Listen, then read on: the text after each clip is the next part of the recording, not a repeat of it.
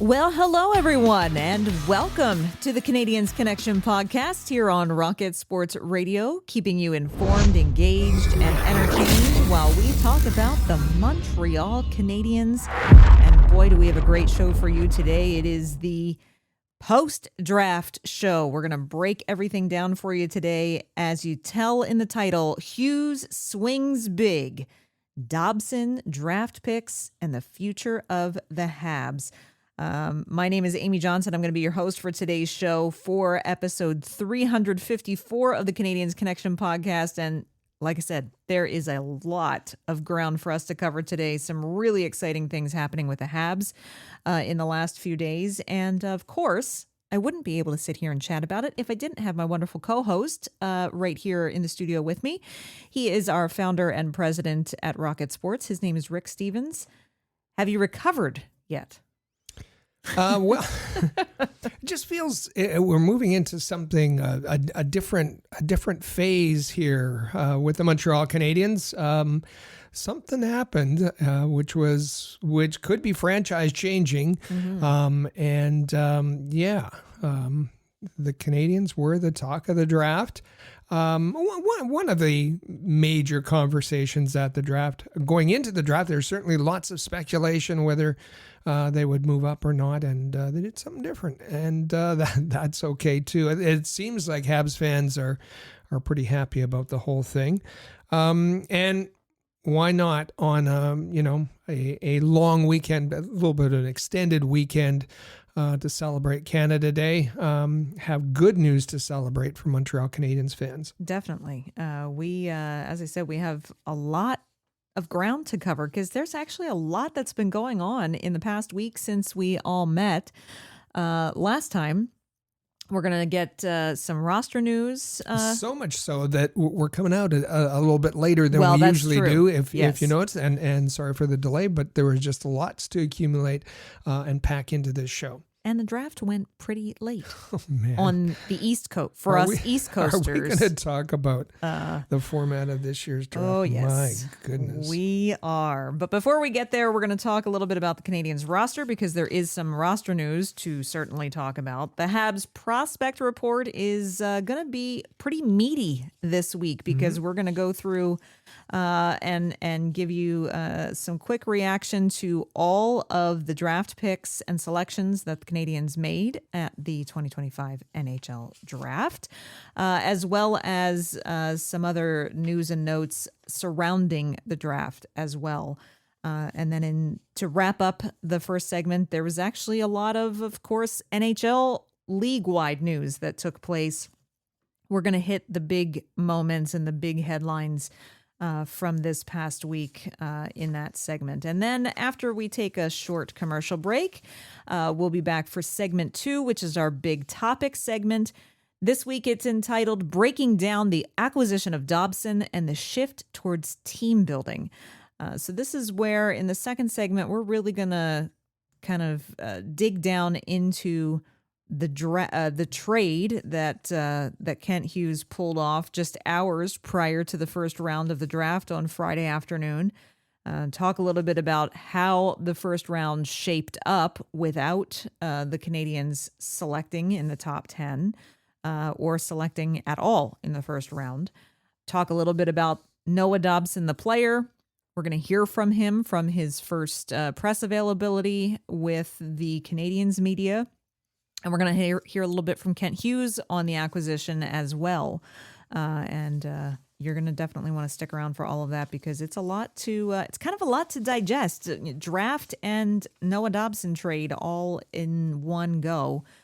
So we're going to try to kind of lay everything out and let you be the judge. We're going to have a great Canadiens Connection fan question of the week for you to answer. And then, of course, in our third segment, we're going to read back some of your best comments from last week's question of the week. So a jam-packed show after a jam-packed weekend. And let's not waste a moment, and we'll get right into it. So for the roster news, while this might not be necessarily roster news, it is next season news. The Habs have released. Just before we get to that, and I wish I wish I had music. I wish I had Yeah, we need something for the summer. We started talking about the summer of love last year. I think it was Jake Evans that coined the term. I think so. Summer of love. There were so many Canadians weddings last summer, including Jake Evans. It's that time of year again. It is. That's right. I did. I almost skipped this, and I'm so sorry. To Patrick Laine, Joel Edmondson, and Noah Dobson all getting married. Yeah, there's been news about Patrick Laine and Jordan Lee. It was on Adam Fantilli's Instagram, where he had a really nice picture of the Laines with a.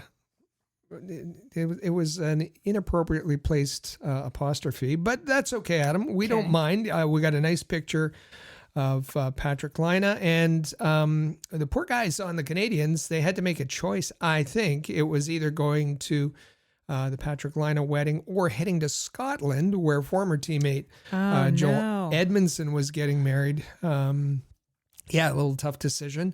And then Noah Dobson said in his media availability, hey, a busy weekend for me. I got traded. And, by the way, I'm getting married on Monday.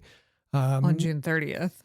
Yeah. So I'm sure his bride-to-be was just thrilled with all of that. Well, Noah himself seemed thrilled with how it all worked out. So, congratulations to all three players and spouses and their families. And I think I saw something that it was Demidov and his girlfriend and Jakub Dobesh who went to Laine's wedding. Nice. I think is what I saw. So that'd be tough. You can't be in two places at once. But congratulations to everybody. That's wonderful. All right. So now the Canadiens news. After the summer of love is over, it's going to be the preseason of hockey. And the preseason schedule for the 25-26 season has been released. The Canadiens playing 6 exhibition games this fall, beginning on Monday, September 22nd, against the Pittsburgh Penguins. And it's not just Toronto, Ottawa in the preseason lineup, although we see them a couple of times. But good to see a little variety in the preseason action.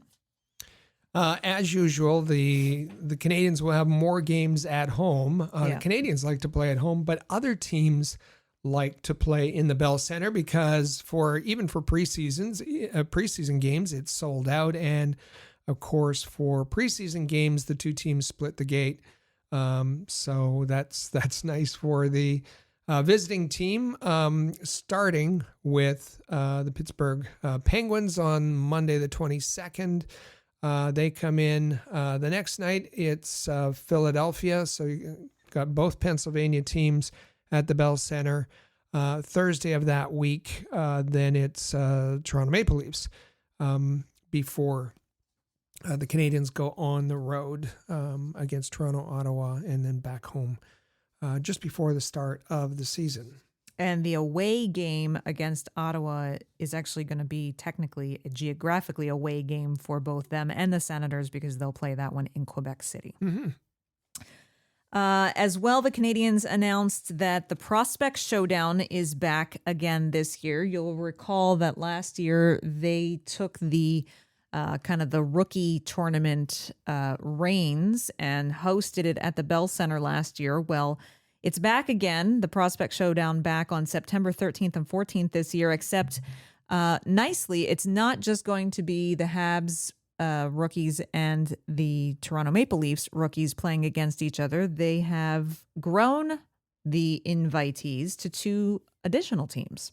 Yeah, we have Ottawa, the Ottawa Senators, and the Winnipeg Jets, and I think that's going to be fun. The Canadiens will play the Winnipeg Jets on the Saturday night, and then the Leafs on Sunday. They won't play Ottawa, but fans will still have the opportunity to see a Battle of Ontario with Ottawa playing Toronto. And the Jets. Jets, yeah. It's the Prospect Showdown is always a good tournament. A little extra interest maybe this year with Demidov there, Jacob Fowler there, and other Habs prospects. So lots of fun. Tickets are, I think, between $10 and $25, so it makes it affordable for the entire family. Definitely. So we'll be on the lookout for that, and we'll have, once official rosters for that tournament come out later, closer to the date in mid-September, we'll be sure to talk about who is going to be there. In case you've not been around, maybe you were camping this past week and you had your phone shut off and you didn't have any data service. You might not have known that the Canadiens made a trade on Friday, acquiring defenseman Noah Dobson from the New York Islanders for 2 2025 first-round picks. That was their 16th and 17th overall. And 1 current roster player, that would be forward Emil Heineman. And I know we're going to talk about this in depth in the second segment. We're just kind of checking off the news that this occurred. Yeah, and listen, that's we'll break it down later. Was that a huge? Was that an expensive price? Obviously, yes. That's a very expensive price for the Canadiens to pay 2 first-round picks and a roster player, a young roster player in terms of Emil Heineman. And the Canadiens feel that they could make the trade with the abundance of forwards. Kind of bottom 6 forwards, maybe in a similar position. Kapanen, Beck, Davidson. You can go down the list. Mm-hmm. Part of the deal in the trade, it was a sign and trade. So immediately packaged in with the trade was the fact that Dobson was immediately signed to an 8-year, $76 million contract extension with the Montreal Canadiens that will take him through the 2032-33 season. That $76 million total contract package averages out to an annual salary of $9.5 million. And that puts his salary above anybody else on any other active player on the Montreal Canadiens roster. So we'll see how that impacts any other negotiations that Kent Hughes has. Particularly, you'd have to think that Lane Hutson is going to be above, well, obviously is going to be above that $9.5 million amount. Dobson was a pending restricted free agent with the Islanders. They had their initial bid, that came from the agent, was $11 million, which the Islanders didn't think was in their ballpark, and so it was a divorce that was going to happen, and we know that Dobson was on the block and he was going to be moved to some team. It just happened to be the Montreal Canadiens. And we are going to get more into the details of that coming up in just a little bit here on the show, so stick around. First and foremost, however, let's head over, because as I said, there's a lot of information to cover in this week's Habs Prospect Report. It's time for the Rocket Report. The Rocket Sports Media Team is your premier source for information about the Laval Rocket, the AHL affiliate of the Montreal Canadiens, as well as Habs prospects playing in the CHL, NCAA, and leagues around the world. So what we want to do for you in this week's Prospect Report is introduce you to or remind you of all of the new prospects that have now entered the Montreal Canadiens organization through the draft this week. The 2025 NHL Draft held at the Peacock Theater in LA. Not too much to talk about for the first round, Rick, because that 16th and 17th overall pick, as we just mentioned, was traded away to the New York Islanders as a big piece of the Noah Dobson trade.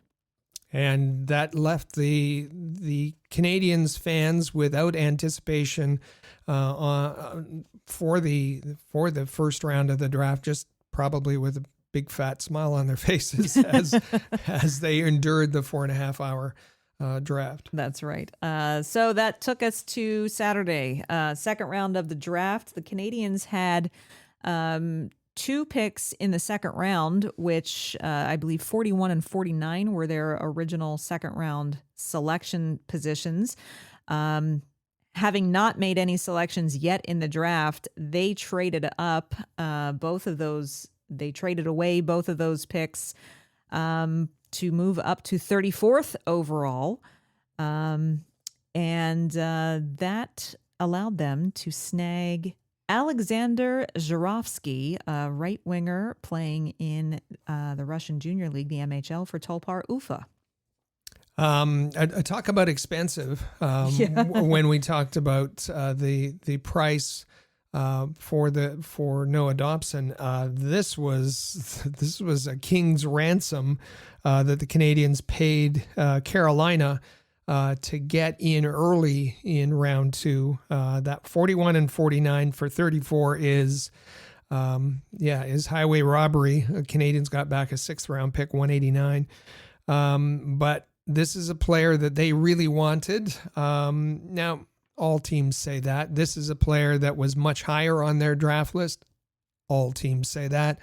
But I think they really mean it. And had the Canadiens, not made the trade and made the picks with 16 and 17, I don't think it's out of the realm of possibility that one of those picks could have been Zhuravsky. He's someone that they really valued highly. And this is a guy that wasn't on anybody's radar at the beginning of last season, but just skyrocketed. And it was funny because we've had some great, the best draft analysts on the show the last few weeks: Sam Cosentino, Jerome Berube, Mike Augello, and Russ Cohen. And we talked with Russ with Elite Prospects, and he's an NCAA expert. And we heard about the Canadiens going to talk to Alexander Zhuravsky at the Dan Milstein Combine in Florida. And off air, we had a little conversation with Russ about it. And when the Canadiens made the pick, I sent a message to him, and Russ was like, "Oh yeah, that came true." This guy is all skill. He is the report that from Elite Prospects, the scouting report, is that he is the most skilled puck handler from Europe in this year's draft class, and it's not particularly close. The selling point is pure, unadulterated skill that's impossible to teach. So why did he get bumped to the second round? Well, he is considered a very high risk pick, high risk, high reward kind of guy. And he's called a boom or bust type guy, and the Canadiens swung for the fences here and took a chance on him for sure. But it helps when you think about who his friends are. Yes, he's I think since childhood, very long-term friends with Ivan Demidov. In fact, he did an interview with someone from TVS Sports and had said that his goal is to play on a line with Demidov. Not only same roster, same line. Same line with Demidov, whom he had just hung up the phone with before doing this interview with TVS Sports. So obviously, Demidov and Zhuravsky getting right on the phone with one another when it turns out that they were going to be playing for the same organization. So now the Canadiens had a mandate of finding top 6 talent. That's clear, and many Habs fans were looking more to next season rather than a long-term approach. And this, it's going to take a wait for Zhuravsky. He's under contract in Russia until June of 2027. But that's okay because of the things that he needs to work on and the kind of unique development path that he's on. But he's excited. I imagine that Demidov's pretty excited, and we should say that's no guarantee that everything's going to work out. This is a pure roll of the dice, and the Canadiens tried something similar, I would say, with Philippe Machar and Juraj Slafkovsky. Not really. That hasn't really worked out yet. Not to bet against Machar, but this one seems very. The whole organization seems quite excited about Zarovsky. Absolutely. That ended up being, of course, the only pick in the second round for the Canadiens. That then shuffled them to the third round, where they had 3 selections, starting with pick number 69 overall. This was a pick that they had gotten from Boston, and they took a center here, Hayden Papanekas from the Kelowna Rockets in the WHL. One of the things that was pretty characteristic of this year's draft was every player that came up, I was like, okay, there's another 6'5" guy. Oh, there's another 6'5" guy. There's another 6'5" guy. Flyers in particular were big in on, all teams were big on size. The Canadiens not necessarily, except with the exception of Hayden, who is approaching 6'5" and near 200 pounds. This is a guy who is a center. He's described as a tough physical center. He's got puck skills, mobility. He can play defense. He's likely to play a top 6 role for his team next year. Who just happens to be hosting the Memorial Cup. So he's going to have a good long season, good experience. A guy from Winnipeg. We always like that. Good, tough Winnipegger. And can play both sides of the ice. He's a good skater, and I think this is the kind of prototypical pick that we saw a lot of during this year's draft. Absolutely. And I think that this was a pretty exciting pick overall. I just want to make a note of the 224, going along with what you were saying. I found this fascinating. Of the 224 prospects who were selected in the NHL draft this year, only 30 of them were under 6 foot. And the ones who are above 6 foot weren't 6 foot 6'1". They were 6'4", 6'5", 6'6". Mm-hmm. It's incredible. It's amazing. It's amazing. Absolutely amazing. So then moving in through this third round, their next 2 picks were back-to-back picks, picks 81 and 82. With the 81st overall pick, Montreal went with a right-handed defenseman, Bryce Pickford, who plays in the WHL as well, but plays for the Medicine Hat Tigers. Yeah.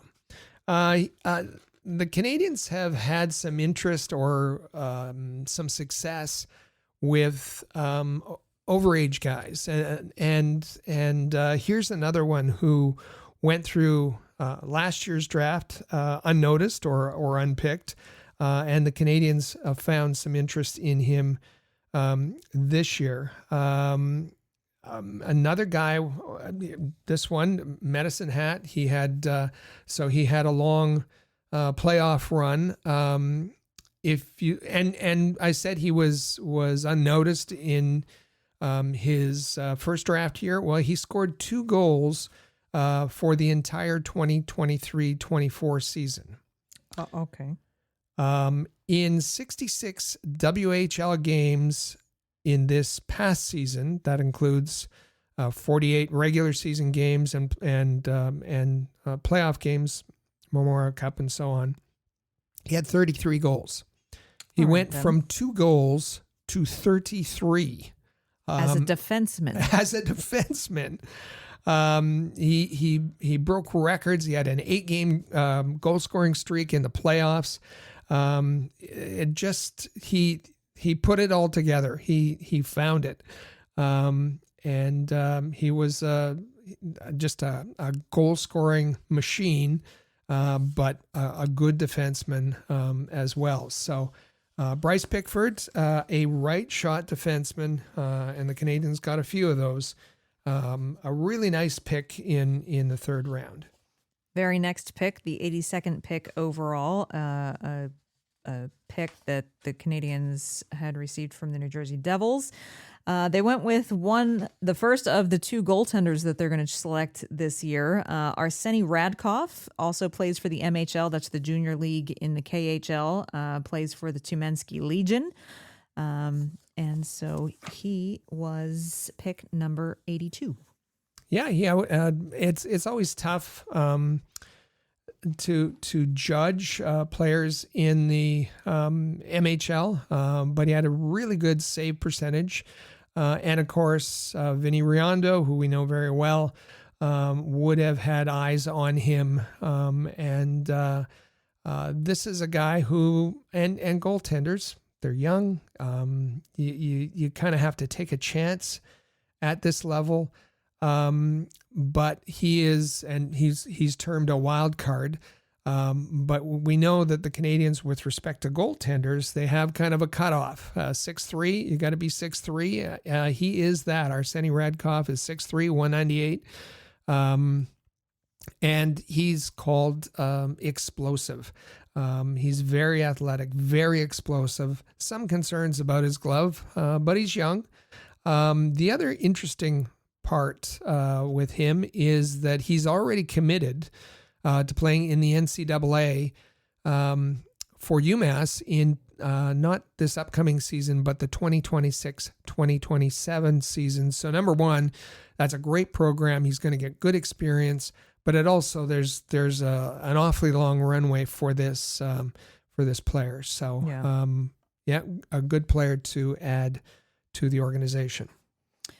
Moving into the 4th round, the Canadiens had the 113th overall pick. And here they went with another forward, a guy who center or right wing from the U.S. NTDP Junior League. That's the U.S. National Team Development Program in the USHL. And that is, he was announced as John Mooney, but he goes by LJ. So LJ Mooney. I thought one of the first questions he asked in his media availability is, what's the story about LJ? And he said, I'm LJ. My dad is John. LJ stands for Little John. Yeah. So call him LJ Mooney. And played for the U.S. National Development Program. If the league was going for size, this guy is not. 5'7", 162, and we see some, as it's done in hockey, that he's already been. Let's bump him up a little bit in the stats. So on the Canadiens website, you'll find him. He's already grown to 5'8". Oh, just since the draft. But this guy, he's small, but he's dynamic. He's speedy, great skater, good puck handler, and just they talk about him having breakneck speed. What I like, the one adjective I like is fearless. That he doesn't shy away from contact, and he's been involved in some enormous collisions. Usually he's instigated. So he doesn't he doesn't shy away from the physical play at all. Just infectious energy, never quit style. He is and in the media availability for Nick Bobroff and Marty Lapointe, they talked about this is a guy they wanted to swing for the fences. He could be something. And they wanted to take advantage of it. Another little tidbit is that he has famous roots. He is a cousin to Logan Cooley. That's right. This guy is and good energy in his media availability. I think fans, despite his size, I think fans are going to be really like this player. And of course, his goal for the summer is to get into the gym and get stronger. That shouldn't be a surprise. But yeah, a really fun pick. Moving into the fifth round, the Canadiens have one selection in the fifth round, choosing at 145th overall. And this is where the second goaltender that they selected in this draft comes into play. And that is Alexis Cornwallier, a goaltender playing in the queue for the Cape Breton Eagles. And this is another one of these stories where he wasn't on anybody's radar, playing for the Truro Bearcats when the season, in fact, he split the season, and it was only in the later half of the season that he got to the queue, got to the Cape Breton Eagles, and became one of the most consistent goalies in the queue.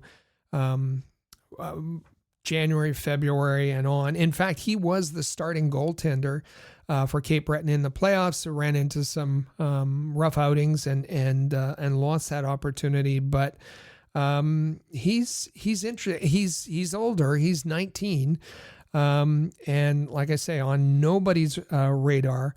And he and again, we talked about the Canadiens looking for size in their goaltenders. This guy's 6'4", 205. Kind of the opposite, really, of Radkov in that he's not explosive. You want to see more explosiveness from him, but he's just very solid in his play reading and his tracking and his positioning, and he's going to have to become a little bit quicker in the net. But again, very early in his career. If you saw the media availability, he's just all Montreal Canadiens. The Canadiens released a picture of him when he was... Oh, I saw that with the whole getup, the mini sticks, the helmet, the jersey, the everything. The whole outfit. And in the background of his media availability, the light in his room is a Jumbotron. The overhead light. Yeah, the overhead light is the Canadiens Jumbotron in his room. So he was really excited about the opportunity. Again, this is an overager, which the Canadiens, they're doing their due diligence. They don't miss out on these guys, and he's a guy that apparently is very teachable. So we'll see how his trajectory goes the next little while. Moving into the sixth round, the Canadiens choosing twice in this round and picking up two more right-handed defensemen. First off, at pick number 177, Carlos Handel. He is of German descent. It's not Carlos Handel, Carlos Handel. We'll have to find out if he prefers the German pronunciation or the kind of anglicized version with just Handel, but I digress. He also plays in the queue. He plays for the Halifax Mooseheads. So 52 games, of course, an extended season as the Mooseheads had this past year. Known as a very smooth skater, has good composure, can distribute the puck well. He controls the puck and moves the puck well. He's very mobile, and he needs to work on his defensive abilities. But that will he has lots of time for that to happen. Then picking 189th overall, this was that second pick from Carolina that they got in the package to move up to 34th overall in the second round. And so they went ahead and selected another right defenseman This one from the OHL, from the Kitchener Rangers, Andrew McNeil. And if you're looking him up, it's Niel, not what you would expect, not Neil, but it's Mac, Niel. He is, he's young, he's 17, and as you said, Kitchener Rangers had 3 points in 45 games. The Kitchener Rangers went on to the playoffs as well. So he just very young, good size, and just the kind of guy that they wanted to add late in the draft. They're looking to add defensemen. They were looking to add, in particular, right-handed defensemen, and going with Andrew McNeil. Finally, then, in the 7th round, this is not the Marc Bergevin era anymore, where if there was a 7th round pick, he was guaranteed to trade it away.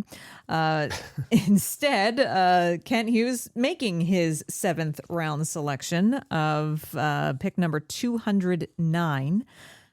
This time he went with another defenseman, but he's a left defenseman from the USHL, playing for the Cedar Rapids Rough Riders, and that is Maxim Vig. You gotta like that the Rough Riders are in here somewhere. The CFL loved it. There used to be 2 teams named the Rough Riders. Yes, the Cedar Rapids Rough Riders.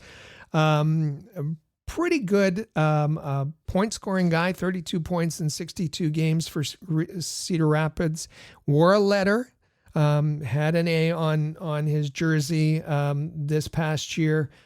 Good size, 6'2", 212. They say he's thick, and he's already committed for the upcoming season to Bemidji State in the NCAA, a good program in Minnesota, and we'll watch his progress there. Absolutely. So there you have it. That is every selection that the Montreal Canadiens made at the 2025 NHL entry draft. Pretty decent class of Habs prospects, and a lot of really interesting picks that I think people are going to be very excited to kind of watch to see how their development progresses next year and the following year, along with some guys who could be maybe arriving on scene sooner rather than later. So it's going to be really fun to see how all of that shakes out. One of those exciting prospects, of course, as we talked about, is the 2nd round pick that they moved up for, Alexander Zurovsky, the Russian right winger. And Nick Bobroff, of course, he and Marty Lapointe had a press conference with the media after the draft was over to kind of talk about the Habs draft overall and the selections that they made. And Bobroff had a few things to say about Zurovsky, isn't that right? I mean, the mandate was to find a top 6 talent, and usually top 6 talent disappears pretty quickly after a certain point in the draft. It's pretty rare when you find them a little bit later, and there are circumstances that surround those, let's call them drops. So in this case, we had Alexander, in the 1st round, and obviously we wouldn't have done what we did if we didn't have him in a certain area. And we knew that the market was reacting in a similar fashion to what they were seeing in this draft as well. So just like in the Dobson, sweepstakes, we knew that we were competing against several teams going after the same players. So that's when things get a little bit more expensive, and we recognize that, so we were willing to pay that price. So he said a lot there. Mm-hmm. Let's start at the end. We said it was a very expensive price to pay to Carolina to move up to pick 34, and Bobroff admits it was very expensive, but we were willing to pay the price. And maybe it's a good time to just mention you can never have too many draft picks. And we talked about this at the trade deadline. We talked about this on the podcast throughout this past year. Whenever you have an opportunity, it doesn't matter if it's considered a so-called weaker draft, or you need the draft picks. Why? Not only to use them, to execute them, but as capital that you can parlay into something else. The Canadiens started with 12 draft picks. That's a lot. They made 9 picks, and they used 2 picks in 2 first-round picks to make that trade for Dobson. They used picks early in the second round, 41 and 49, midway in the first round, to move up and get an early pick, that being 34. So draft capital is very, very important and gives you flexibility. He talked about the mandate to bring in top 6 talent. Difficult to do when you don't have a first round pick. Difficult to do when you don't have an early first round pick. So he said they were pleased that they were able to get Zurovsky, and they were willing to accept the circumstances that allowed him to drop in their eyes. And we talked about all those. Part of it is under contract till 2027. Part of it is that he was a quick riser. Part of it is that he's considered a boom or bust kind of player. So the Canadiens are willing to take all of that on, and to take the chance that he might be the player that in a few years can help that top 6. The other thing he discussed was, of the 9 picks that the Canadiens made, 4 of them were defensemen, and 3 of those 4 were right shot defensemen. Well, if you have enough of one thing, then you're looking at something different. So, I can give you an example. We wanted more depth on the right side on defense. So just organizational depth. And you look around the NHL depth charts, and they're lacking that depth. So we wanted to increase that depth, to give you an example. He came back to this twice during the media availability. This is the shorter clip where he talks about right-handed defensemen. And we've heard in the past that the mandate is to diversify the prospect pool and bring in all kinds of pieces to the puzzle. And this was a little bit different. This is a bit of a shift away from the diversification that he's talked about in the past to honing in on a particular, in this case, right-hand group of players, right-handed defensemen, and saying we would like more depth in our organization. But not only that, we've had a look around the league, and it seems that there's a lack of depth in terms of right-handed defensemen in the league, and we're going to go ahead and get as many as we can and hoard them because maybe they will be. They can be useful to our organization, but maybe they can be useful as a trade asset in the future, and that they'll demand a higher price. I thought that was very one, that it's that the thinking has shifted. 2, that he said it out loud. I found it fascinating that the Canadiens have shifted to the point that okay, we have a lot of our puzzle pieces, we have a lot of our bases covered, but we're going to go and get those rarities in the market, those things that people are going to be demanding in the future. You know what this reminded me of? What's that? The people in our fantasy football leagues who hoard massive amounts of quarterbacks in their draft. Who would that be? Knowing that because they missed out on the big running backs that they needed, or the big tight end that they needed, or I don't know who you're talking about. and they load up at QB, knowing that everyone else is going to come begging them for a trade because there are no QBs left. I'm going to take notes here because this sounds like a really good strategy. I know our commissioner, Brian, is listening, and he's probably laughing himself off the chair because everyone knows that we're talking about you.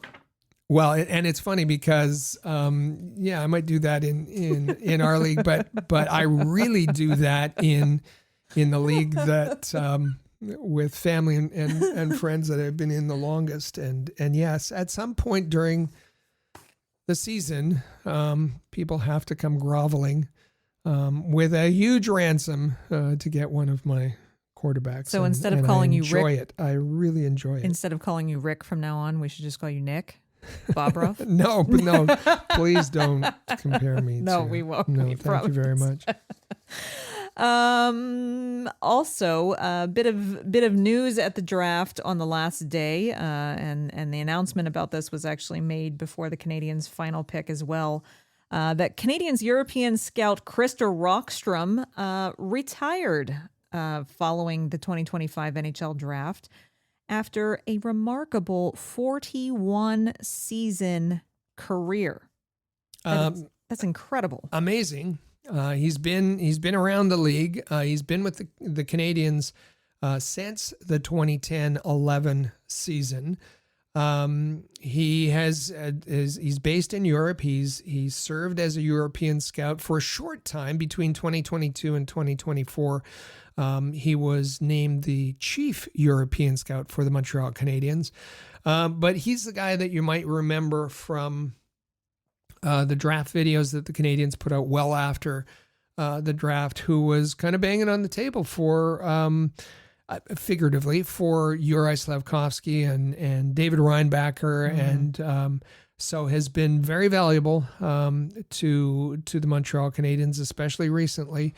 And we wish him well in his retirement. Absolutely. One other note just about the draft in general before we wrap up this week's Habs prospect report. It should come to no one's surprise. We have lamented for the last year the fact that the NHL GMs had voted to decentralize the draft this year. We have talked about it extensively in the last few weeks about how this really is from a media standpoint, didn't seem like a good idea. And we've heard increasingly from insiders around the league that the kind of the scuttlebutt behind the scenes was already that GMs and so forth were maybe not already thinking this was not going to be the best execution for the NHL draft. I think we can all definitively say, unless you're Steve Yzerman, this format for the draft must be a once and done. Period. Throw it in the trash. It was painful. It was awkward. It was boring. It seemed to make everything more difficult. It was cringy at times. There was nothing good about this format. I've said for you, and for those that don't know, for years, back to the 2009 draft in Montreal, Rocket Sports, I arranged for tickets we had a great deal with the National Hockey League, who we had a partnership. They valued what we did. And we would arrange for a block of tickets in a prime location, and that we brought fans from all over the league, hockey fans, to the draft because mind, every year, in my mind, it was such a unique experience. First, it didn't happen with the other major sports leagues.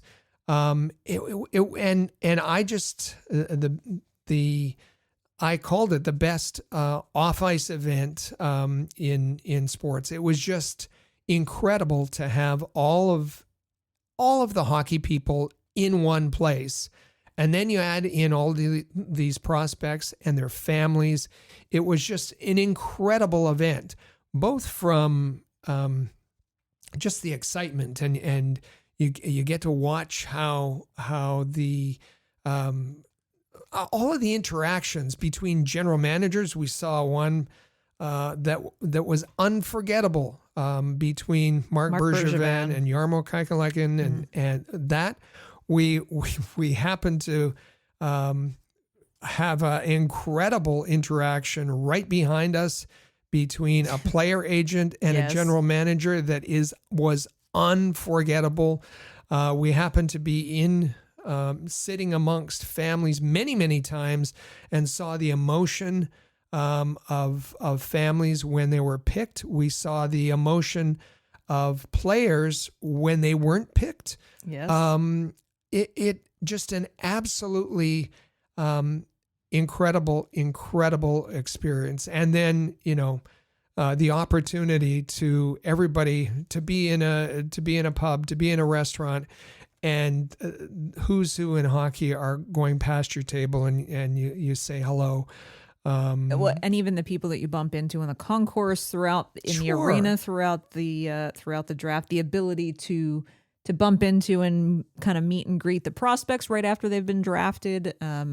It was just incredible. You remember the draft? After the draft, I went over, introduced myself to Guy Lapointe and invited him to our table. Yeah. And he was tremendous. Where all of it, we had, 20 some people all gathered in. That was Dallas, I think. And it was Dallas, and it was a great opportunity for fans. It was Guy loved it. It was he made his way around the whole table, shaking did. hands with every fan that had come along with us that year, and so it's a very unique experience.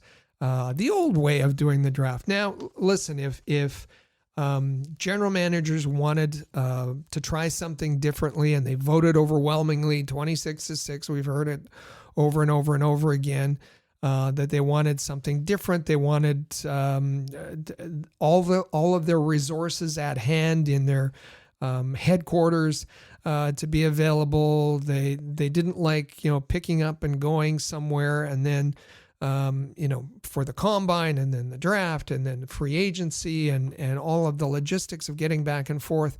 I understand. I have some understanding of where the general managers are coming from.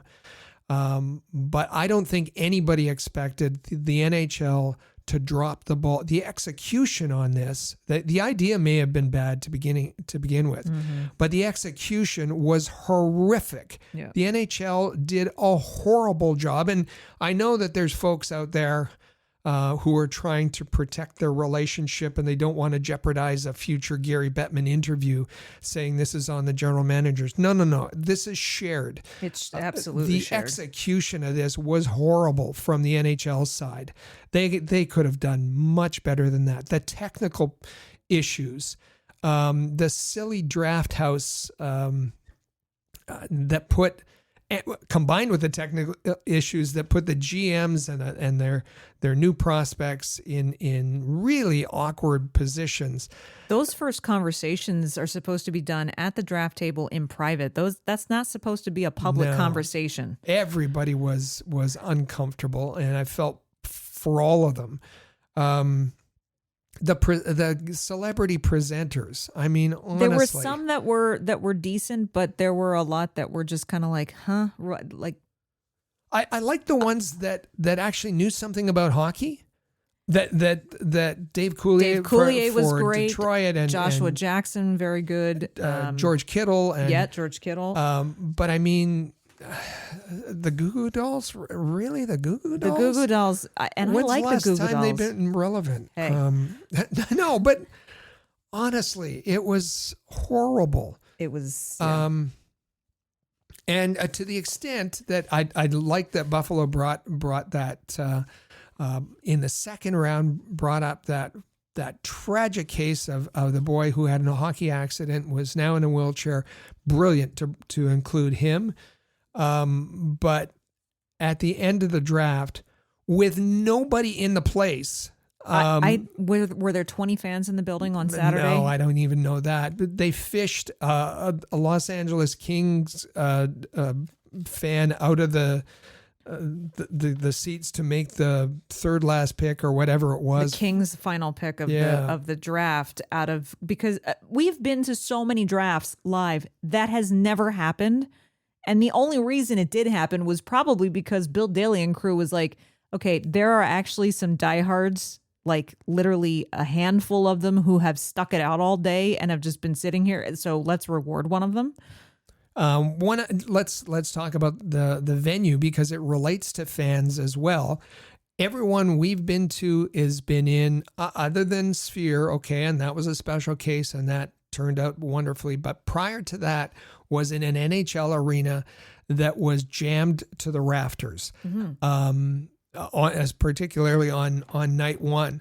This was at the Peacock Theater that Next door to an arena. next door, yeah.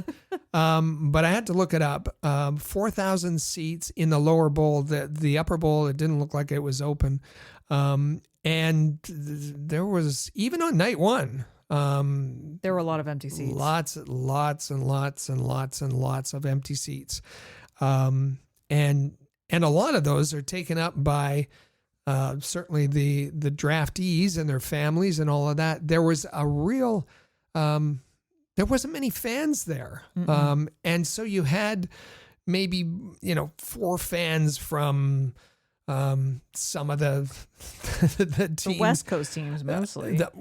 From the East Coast teams, but might have 2 or 3 fans there. Yeah. And if they tried to, they got booed out. Islanders fans got booed by Rangers fans, which happens, but usually there's enough there. I don't know. I thought it was awful. The whole and the fact that it took forever. 4.5 hours for round 1, 5 hours and 15 minutes for drafts 2 through 7. We've never had that before, ever. It just drug on. Ever. They sucked the life completely out of the draft by doing it this way. I understand that there were, many of the teams had their own kind of fan watch parties. Some of them went really big with it. I know the Islanders had it at their arena, and they had the whole arena floor was like a carnival. They had a Ferris wheel on the arena floor. They had, that kind of thing. The Flyers hosted theirs in Atlantic City and had Trevor Zegras on hand to meet fans and talk to fans and that type of thing. I think the Canadiens just had a watch party at La Cage, which yes, they did. Which was, I'm sure, fun, but it's not an enormous event. So lots of teams maybe did their own thing, but how successful were those events as opposed to just having all NHL fans, all NHL personnel, all NHL prospects gather in one place for a blockbuster weekend that creates so many memories for so many different people, fans, athletes, makes negotiations so much easier for GMs and for scouts to talk to one another or to be able to see prospects one more time, that type of thing. I mentioned Steve Yzerman at the beginning of this because reportedly, so far, Yzerman's the only one that I've seen reports that says he was happy with how it went because he thought it was clean and efficient and he liked being in his own offices and had no problem with it. I'm hoping he's going to be in the vast minority. The other problem with this format? What? Way too much Gary Bettman. Way too much Gary Bettman. Like who does he think he is? Roger Goodell? Yeah, exactly. Really. It's no. Let's end on a positive note. Okay. The best part of the draft. I know what you're going to say. Roger McQueen. I thought it was brilliant. Absolutely brilliant. Roger McQueen, 10th overall, was it? To Anaheim. Yeah. And yes, Roger McQueen gets selected by Anaheim. Roger McQueen, big guy from Brandon, and right away, and Anaheim has this all organized. Spent weeks organizing this. They whisk him out to him and Roger and his family out to a helicopter, and the helicopter takes them immediately to Disneyland. And brilliant, absolutely brilliant. Yeah. Welcome to our organization. Let's go to Disneyland. Let's go to Disneyland.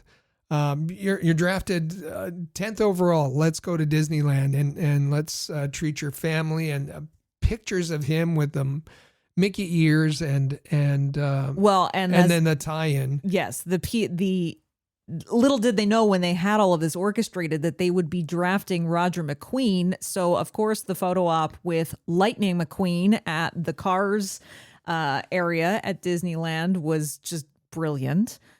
So the individual teams, Anaheim absolutely took the cake with that. Kudos to Anaheim. That was really well done. Kudos to Anaheim.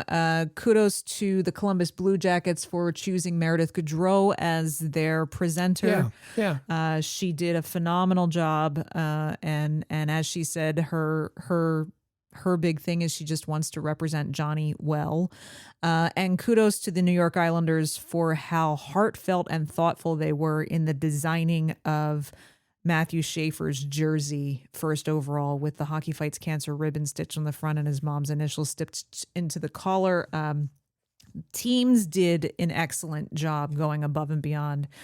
The NHL dropped the ball, and I think the GMs in general who voted for this format dropped the ball, and we have heard rumblings already from some of our insider colleagues kind of off the record that, this could be one and done. And that, with free, Pierre LeBrun has talked about how it's very possible that next year that they package it all back together into a kind of a regular draft and have everybody on hand and have the team stick around for free agency a couple of days away. So it'll be interesting to see how it evolves.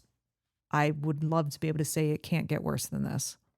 And kudos also to not only the Islanders, Matthew Schaefer, for how he handled the week under very, very difficult circumstances. Mm-hmm. I don't know how he held it together until he saw that jersey with the Hockey Fights Cancer ribbon and his mom's initials. And that was it. But reminded me of Michael Hage last year. Yep. With having that story be such a big part of their draft story, it's can't be easy for an 18-year-old. Yep. All right. So before we break down the whole trade and acquisition of Noah Dobson and what that means for the Canadiens moving forward, let's first just wrap up with some hockey notes from around the league. In case the draft wasn't big enough news on Friday, the NHL and NHLPA came out early on Friday announcing that they've already agreed to a new collective bargaining agreement that'll run through 2030. And they got it done basically a year early because the current one doesn't expire until 2026. In September, yeah. So this new agreement goes through till September 15th, 2030. So there will be labor peace. It's a memo of understanding at this point, and it will have to be voted on. But I expect that it'll have no problem being ratified. Players got some big wins in this.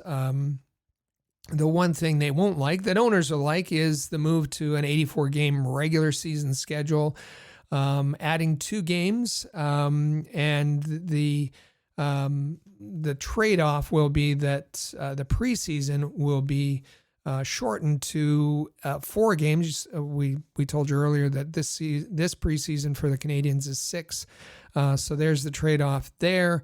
The Canadiens, the league will likely start earlier, looking at probably the end of September, with a target date for awarding the Stanley Cup by the 21st of June. for players, changing the length of contracts from 8 years to 7 years for players re-signing with their own clubs, and 7 years to 6 years for players who are acquired by free agency. That's something that the players wanted. A playoff salary cap, and I don't think it's been thoroughly fleshed out yet, but something to close that LTIR loophole, where your playoff, not necessarily the complete roster, but the lineup that you ice has to be cap compliant, which hasn't been the case. In the past, there's been lots of complaints about how teams are using and maybe misusing Edmonton Oilers. I think the Vander Kane thing is still under investigation. The signing rights. There's been different signing rates depending whether you're coming from the CHL or NCAA. That's all going to be made uniform, which only makes sense, especially now that there's so much mobility between the CHL and the NCAA. I think that's good. So teams will have 4 years rights. Yes, no matter where you're coming origin. from. Yeah, that's right. The emergency backup goalie is permanent position. E-bug. Full-time position is interesting that they'll carry an emergency background goalie. That's interesting, and of course is meant to address some things that may have happened. Some things that might seem minor that I don't know or seem odd. Again, players go in the players' favor. No mandatory dress codes. The teams aren't allowed to have a dress code. I hate this. I think it's dumb. I like that the teams all look smart, and when they walk into the arenas and they show style and very different from the NFL or NBA. And just respect for the fact that you're all mostly multi-million-dollar people. Yeah. So just like class it up. Why do we need to go vote against that? And I want to see the captains enforce this. I want to see the captains say, no, it doesn't matter. We're going to maintain a dress code. I'd like to see that. Another one that's kind of odd is there has been a ban on sponsorships. Players cannot appear in alcohol-related products. That's going to be thrown out the window. Why? So bring on the alcohol endorsements. Again, that's another thing that I've respected about the NHL because every player in the NHL has a multitude of different products and opportunities for sponsorship and to appear in advertisements for. Why did they need? I understand those are lucrative deals, the alcohol ads, but why does that need to be reversed when there are so many other products that you can choose to work with for some extra dough? But the ban on it up until now, I think, again, you guys are role models for kids. Yeah. So do you need to be out doing a Smirnoff ad or something like that, or a beer ad, that type of thing? I just, do they think about the bigger picture? I don't know. Yeah, and we're not going to go through the whole collective bargaining agreement here, but there is one other one I just find bizarre, and that is no mandatory fitness testing at training camps and none during the year. And that doesn't mean it doesn't have to be mandatory, but it can be optional. It's no fitness testing. Why would you not? Why would you not want that around? I don't know how the sports science folks that have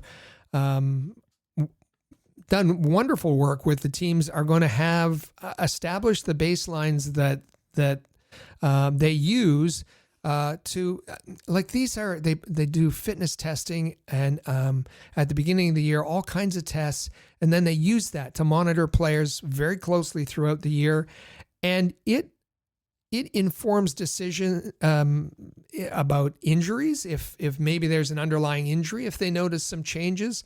They inform coaches as far as whether practice should be intense or even called off if players are looking fatigued. It's gathering information that's helpful for players. That and again, I think this is very, very odd, and I think that this is going to have to be worked out to see how it impacts and how people can do their jobs for the betterment of players, for the benefit of players. And this isn't, I just want to clarify something here. This is not, no, you can't have mandatory fitness testing. No, it is fitness testing will no longer be permitted during training camp or the regular season. So that means, so even if a team wants to, they can't anymore. So what? So it has to be done in the off season. It has to be done, you're not going to do it during the playoffs. It's funny that they stipulate training camp or the regular season. So, okay, what else does that leave you? I just think I agree. It's bizarre. Yeah. But anyway, it's done. There's labor peace. There's more money in the as the salary cap is going to escalate, and there'll be more hockey, more regular season hockey, starting in 2026-2027. That's right. There is one more item that I just want to add that I think is an interesting one, that is something we talk about all the time right around trade deadline day. There will no longer be papering. Paper transactions, yeah. They will eliminate paper transactions. As we've talked about before, teams usually do that. They paper a couple of their AHL guys who are up on the NHL roster by 3:00 on trade deadline day, so that those players are eligible to play in the AHL postseason should their team qualify. Well, apparently the players didn't like that by papering them. They were paid at the AHL rate for the day that they were on that paper loan. So the CBA now is going to require that if you're getting, there is no more paper. So if you would have papered somebody, they actually have to go play at least one game down in the AHL before you can recall them again.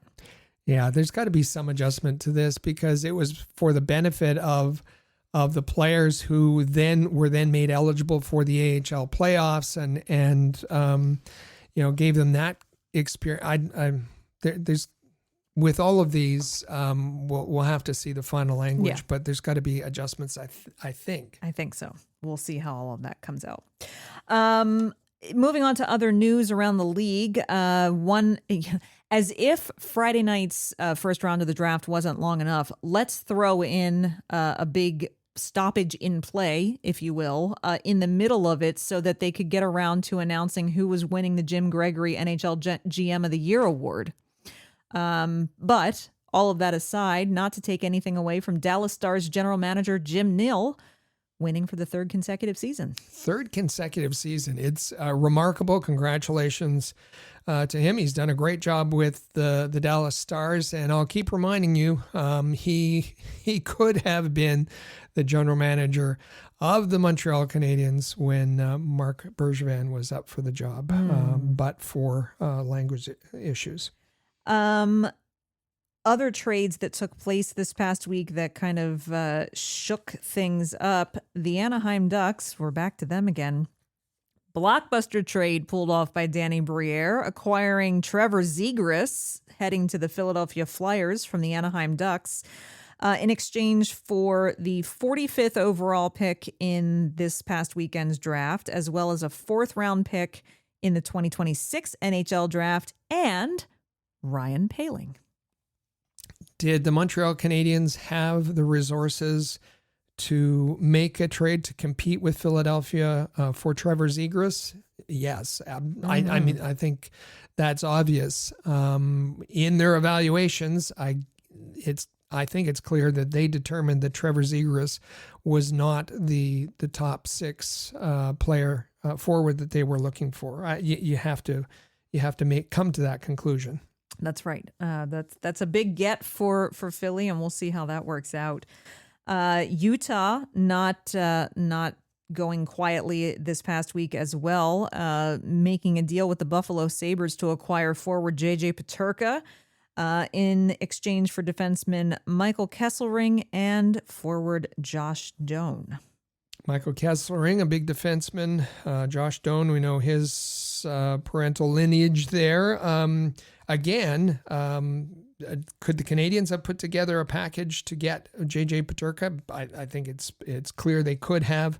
I guess they just not the solution that they were looking for. No.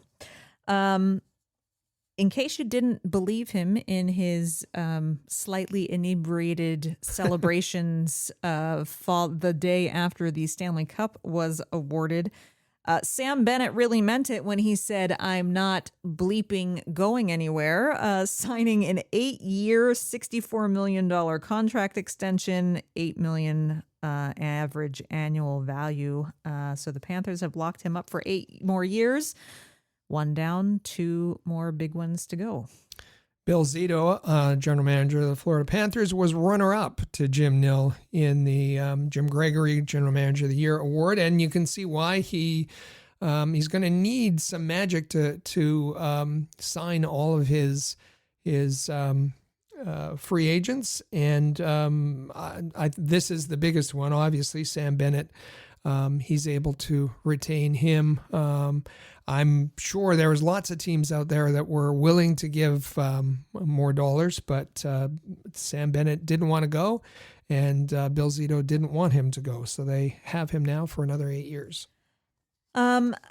Finally, before we head to our first commercial break, is something that I think a lot of Canadiens fans probably had a bit of an uproar about this week. I certainly did. It's not often that, I even said this on Twitter, that I don't often put the proverbial pen to paper on an opinion about something. My coverage in the written format is typically more direct news or analysis, but sometimes something happens that forces me to put an opinion down on paper. And this week it was and this was a very popular phrase, I think, amongst a lot of people this week, the glaring omission out of the 2025 Hockey Hall of Fame induction class. I invite you to head over to the website over at hockeyhotstove.com, where we are now which is now where you'll find our written content. You can actually go to habshotstove.com, and you're welcome to read my article there. Hop in the forum. I have a forum post about it as well, so that you can leave your comments. Well, I'm gonna take us right to the very first clip that we have from TSN Overdrive this week, because what is about to be said here is exactly the first words that came out of my mouth when this news came out. The omission, who you're alluding to, and I agree with your sentiments here, is Carey Price was eligible. How Carey Price is not a first ballot Hall of Famer is absolutely beyond me. It's shades of Brendan Shanahan when Shanahan didn't get in. You're right. A 100% unanimous first ballot Hall of Famers, Shanahan and Price, who won a Hart Trophy. He dragged his team to a Cup final when they had no right to be there. Won gold medal. He won a gold medal in 2014 as the man on that team. Right. It's as he said there, Hayes. It's beyond me. The TSN Overdrive, if you listen to those guys, they talk about the Toronto Maple Leafs 365 days a year. And for them to get as upset about this, as he said, it's beyond me. I don't understand it at all. I don't understand it. There is no logical explanation. And that was my first reaction. That was before I heard this, was, how is Carey Price not a first ballot Hall of Famer. It's just not possible. And I will go further to say that I agree. We're going to hear from Jamie McLennan coming up also from TSN Overdrive with his thoughts on it. And I agree with him that this is not in any way, shape, or form a slight against the people who were selected. Congratulations to the 2025 Hall of Fame induction class. This is more about just the selection committee dropping a massive ball on missing this particular player. Let's hear what Jamie McLennan had to say. Carey Price was known as the best goaltender on the planet. Yes. In his window. For a good chunk of time. Regardless, 5-7 years. You could argue when it dropped off of that. Which is kind of a big criteria when you're talking about going into the Hall of Fame. Was he the best at that position for any length of time? Or any substantial amount of time? And Jamie, he was. That's my point. So I'm going, okay, I understand. And you're right. I'm not going to kick sand at Alex Mogilny. I think he's been a very polarizing guy for the last many years. A lot of people around here are like, hey, this guy should be in. He missed. I get it. I'm happy for him. I'm more just disappointed for Carey. I think, and again, it bothers me that there's only a certain number. To me, if there's 6 guys that are worthy, put them in. Yes, and if there's I only agree. 3 next year, put 3 in. You don't force feed somebody in. But Carey Price is a first ballot Hall of Fame goaltender, and he'll probably make it in next year. But I just feel like it's a miss. And again, I'm not slighting anybody else that made it in. Congratulations. I just feel like they should have had an extension there. Hey, we're going to put in X amount of people. And they've done that before. I pointed that out in my article as well. Back in there's been multiple times, but back in 1962, I believe it was, they inducted 27 players that year. I'm not saying that we needed to induct 27 players this year, but you could have just said, okay, well, we're going to do one more, because it should be, okay, we have Carey Price, and then who else do we want to add? And, everybody's trying to tiptoe and be nice and, okay, well, we'll understand. And don't worry, he'll be there eventually. But that's not the point. It is not the point. And Jamie McLennan says it's not about comparing Carey and to other players. You're damn right it is. You compare Carey Price to the players this year who were inducted, and last year, and the year before, and the year before that, and next year. Carey Price, of course, I talked to my brother about this, and he uses the phrase, and he lives in the Toronto area, I guess. Let's say that the Hockey Hall of Fame has become the Hall of the Pretty Good, and he said this for years based on the classes that have been added. Well, Carey Price is way above that. Generational elite, call it whatever you want. Carey Price, as they said very correctly, was the best player, best goaltender on the planet, and argue if it was 5 years or 7 years or 9 years, it doesn't matter. What's important is that he was the best player at his position for any length of time. And can you say that about any of the others who were inducted this year, or are yet to be inducted this year, or last year, or the year before that? That's what made Carey Price the obvious first ballot Hall of Famer, and why it's such a big snub that they just skipped him. Yeah, and again, this is a show in Toronto that's getting upset about this, and they wrapped it up with this statement. But it's such a glaring omission. It's like, it's hard not to talk about. Yeah, exactly. Like and in Montreal, they are going to be losing their minds. We would too if we were. Totally understand that. If it was a Leaf guy, they would be losing their minds, and they're approaching that, and it's a Montreal guy. Again, everyone wants to be polite. Don't worry, Carey will get there. That's really not the point. It's not the point. It's the integrity of the Hall. It's the respect that you have for the players.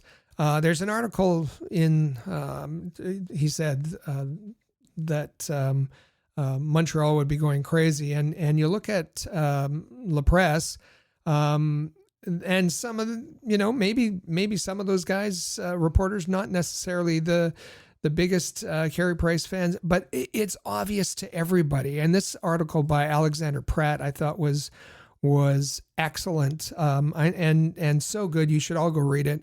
I'm just going to read the first couple of paragraphs here.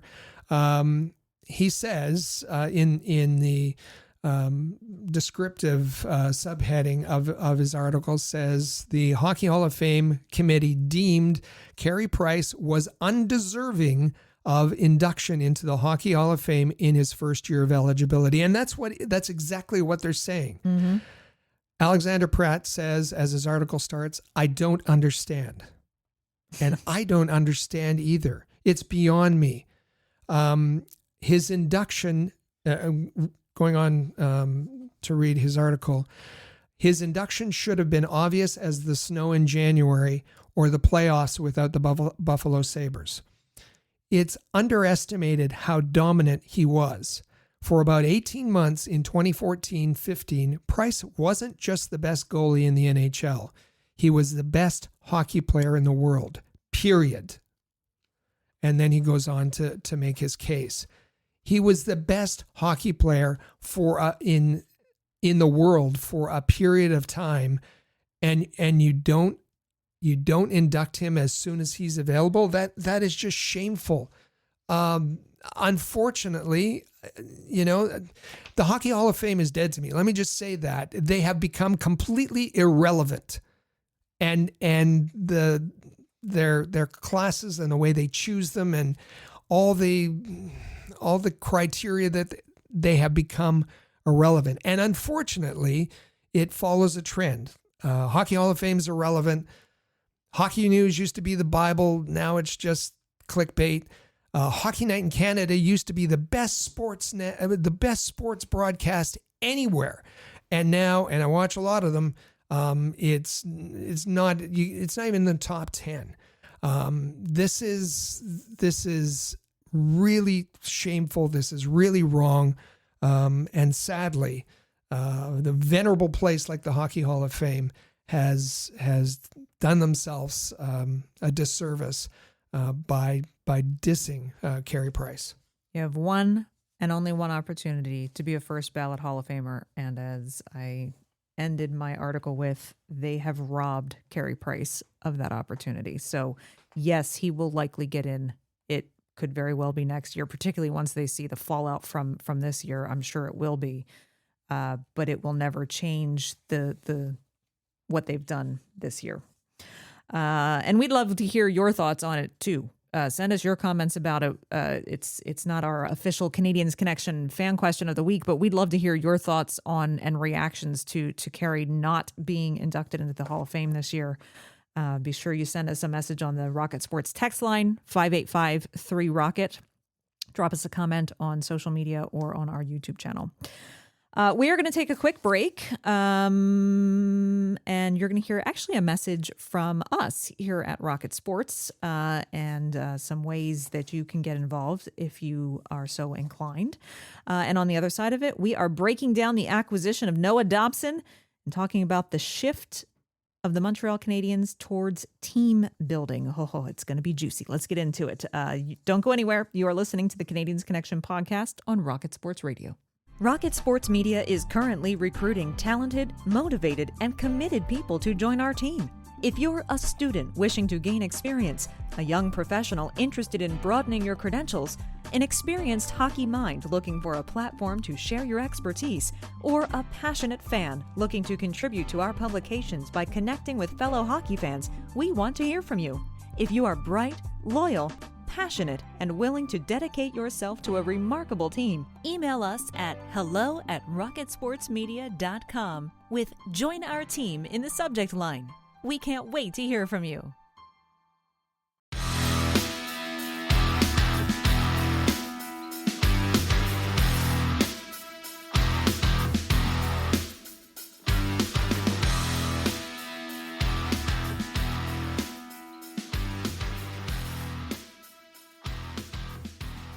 And welcome back to the Canadiens Connection podcast on Rocket Sports Radio. Once again, my name is Amy Johnson. If you would like to follow me on Twitter, you can do so. My handle is @FlyersRule. Of course, you're absolutely going to want to be following Rick Stevens on Twitter as well. He handles our main account here at Rocket Sports, so follow him @Rocket Sports. That's kind of the central place to get all of our news, updates, links to our podcasts or videos on YouTube or our written content. So be sure you're following there. And don't forget to subscribe to this podcast. If you have been enjoying this show, if you enjoyed the exclusive interviews we had over the last couple of weeks with guys like Sam Cosentino from Sportsnet, Russ Cohen from Elite Prospects, Jerome Berube from Hockey Prospect, Michael Jello from covering, he just covers just about everything. He does a great job as well. If you enjoy this kind of content, be sure that you hit subscribe, and don't forget to also hit the like button, hit the share button, and we've got lots of great content still coming throughout the season. Hey, next week we're going to be talking free agency because that's coming up in just a couple of days as well.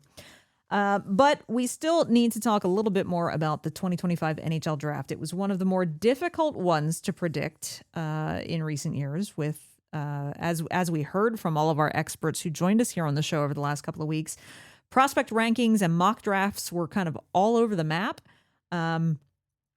And after the first two picks took place on Friday night, there were really a handful of players who were relatively equal in terms of where they were falling in terms of their evaluation and what tier they were at. There was plenty of drama because several teams in the top 10 were reportedly open to trading their pick. So there was lots of speculation flying around about whether or not there were legitimate opportunities to move up in the draft. And of course, with the Canadiens selecting at 16 and 17, they were in that speculation conversation. And so that was the real debate for the Canadiens among analysts and fans. Would they use those picks to really go after some high-end talent midway through the first round, or were they going to use those as an opportunity to improve the roster? And as we've said multiple times, Kent Hughes has said it, Jeff Gorton had said it, their main target for this summer was a top 6 player. Obviously, 2C would be great, but a top 6 player.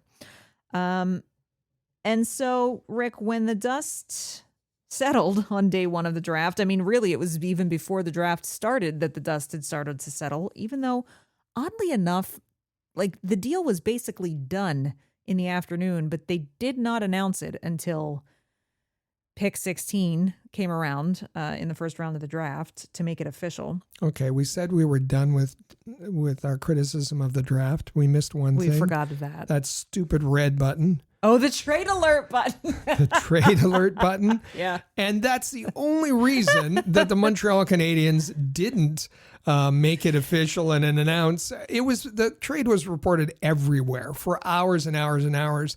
And why didn't the Canadiens announce it? Well, because they had some special guests to do their presenting. Smash the red button, which is so lame. Right. So when all was said and done after day one, the Canadiens added an elite puck-moving defenseman. I think just about everybody was pretty happy with that. Yeah, I think so.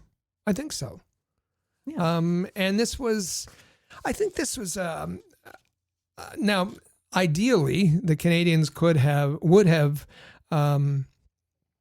used their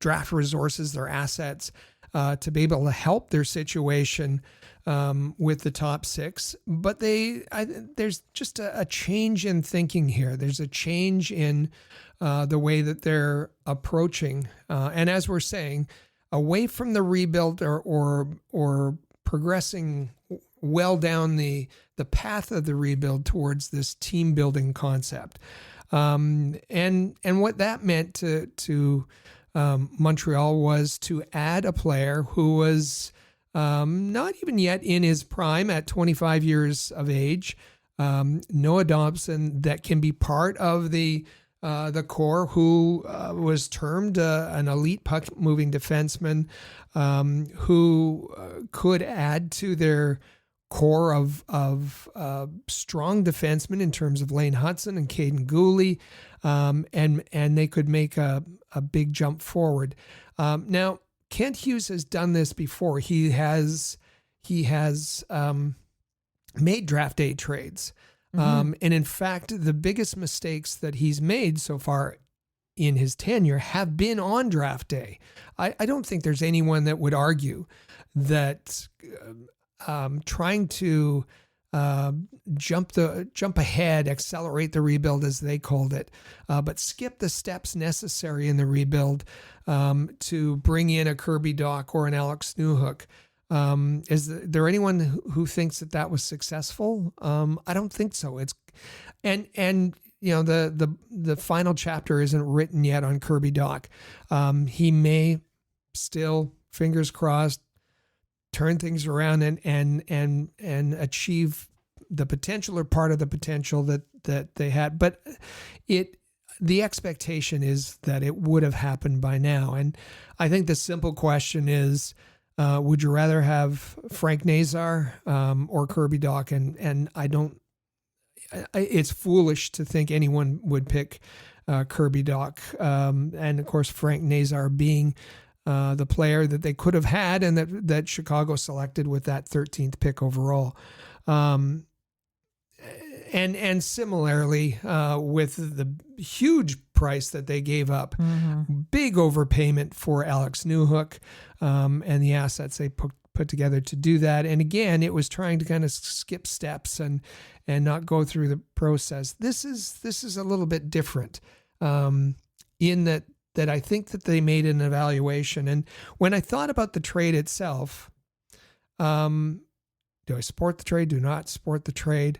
I was waiting to see what happened with the New York Islanders, because as you said, as you introduced us to this topic, there was a lot of talk about teams being open, teams in the top 10 being open to moving their picks, and even San Jose at 2 had said maybe, and Utah apparently had wanted to make a splash, and at 4 that they were interested, and you know, it was said that Matthew Darche was trying to take those picks from the Canadiens at 16 and 17 and use them to bring in James Higgins, and if the Islanders had been able to pull off that trade, I might have not looked so favorably on this, because could the Canadiens have used, we talked about Brady Martin, a Porter Martone, a James Higgins, Carter Bear. Even if they didn't move up that far and were able to get a Carter Bear.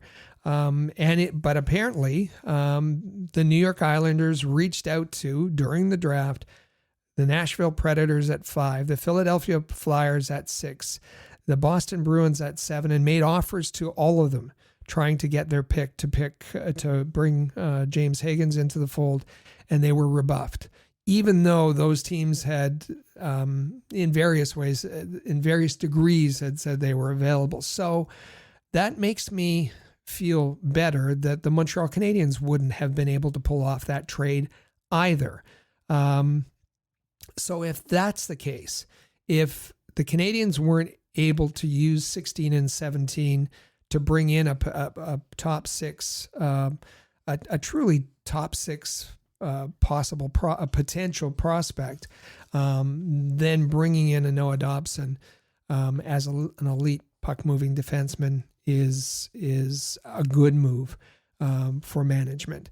Looking at who was still available now, I don't think there's any chance that the Canadiens would have chosen who the New York Islanders chose at 16 and 17, but available at 16 and 17 on draft night was the players that the Canadiens may have been interested in. Justin Carbonneau, Lyndon Lakovich, Cameron Reed, or Zarovsky. They could have used their pick. picks to bring in a player like that. I don't think that Montreal was interested in using, as New York did, to get Cole Reshny, undersized center, or Keyshawn Atchison, who has the grit, but that was a bit of a reach for him at that position. So all in all, I think for all of those reasons, it's a good trade for the Montreal Canadiens, and I the only caveat I'll hold out is what will they do with their abundance of right shot defensemen now? They'll likely make a move, and depending on which move they make is going to allow me to give my final grade on the acquisition of Noah Dobson. So with that, I want to hear your thoughts, and let's just take a few minutes to describe who is Noah Dobson and what he can do, and what is unreasonable for him to do. Yeah, I mean, I agree. I think I have to agree with you. You know, that some of Kent Hughes's fumbles have been his draft day trades, the Doc and the New Hook trades, where he has vastly overpaid and not gotten the return on investment. And so I think as soon as it was okay, Montreal has made a trade on draft day and it's a big expensive one, I think you just kind of, for me, it's automatically like, oh God, what's he done now? Because we're just kind of conditioned at this point.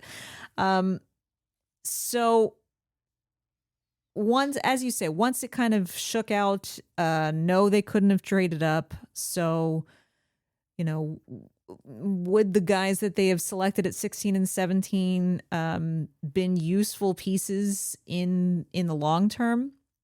Probably / possibly.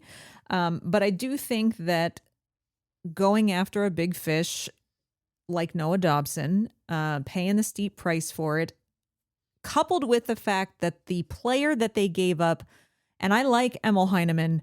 Emil Heineman's a great piece in the forward core. He's been a good teammate off the ice. He's a very good hockey player. And I'm sorry to see him go, but I wish him the best of luck with the New York Islanders.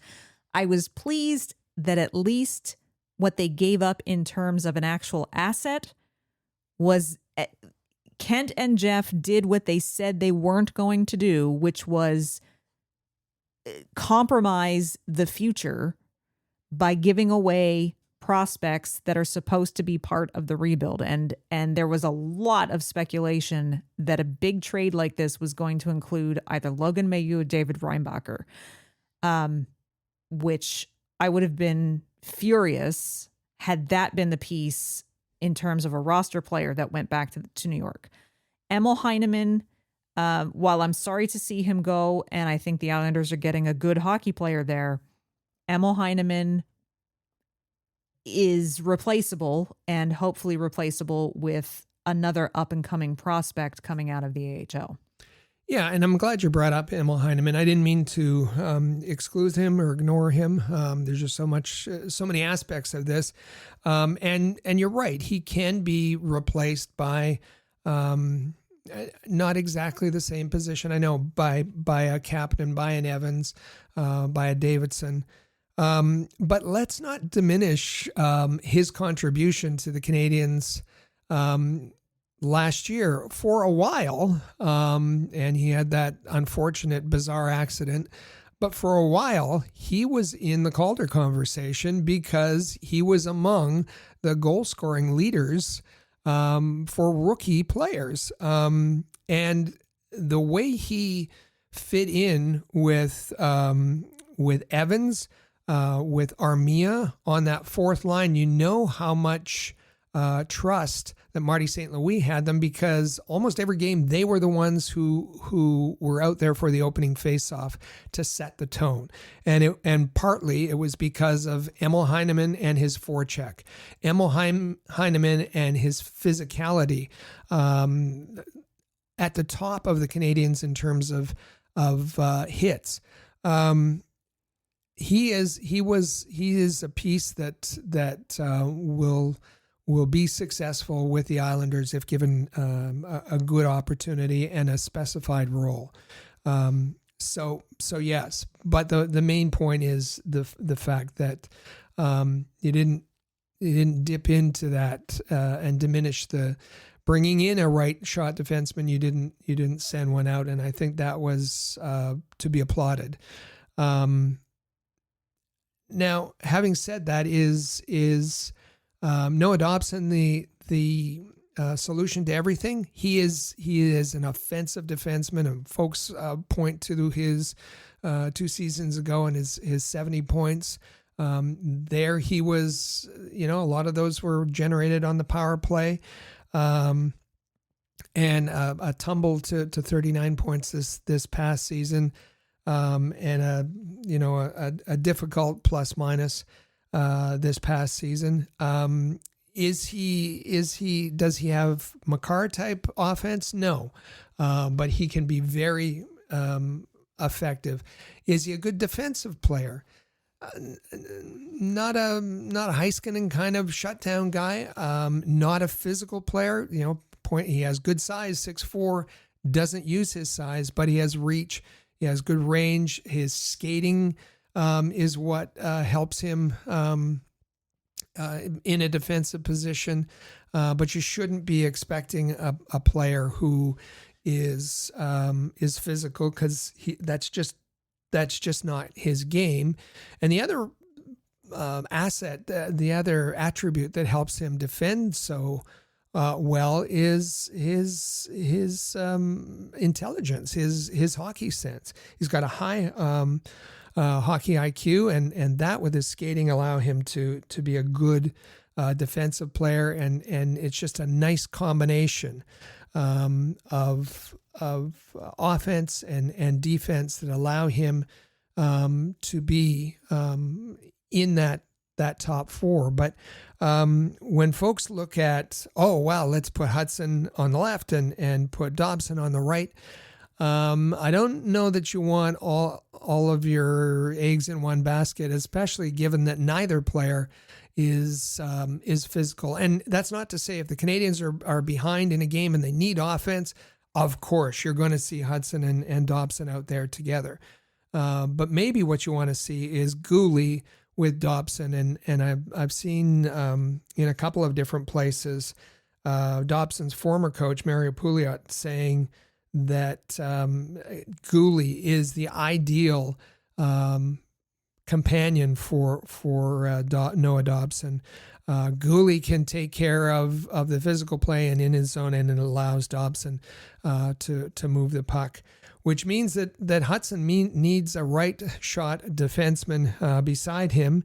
Maybe that's Carrier's obviously a placeholder until a right shot defenseman can take his place. Will Reinbacher be able to take that on? Will Mailloux? Reinbacher's big and can play physical. Mailloux can play physical and punishing defense.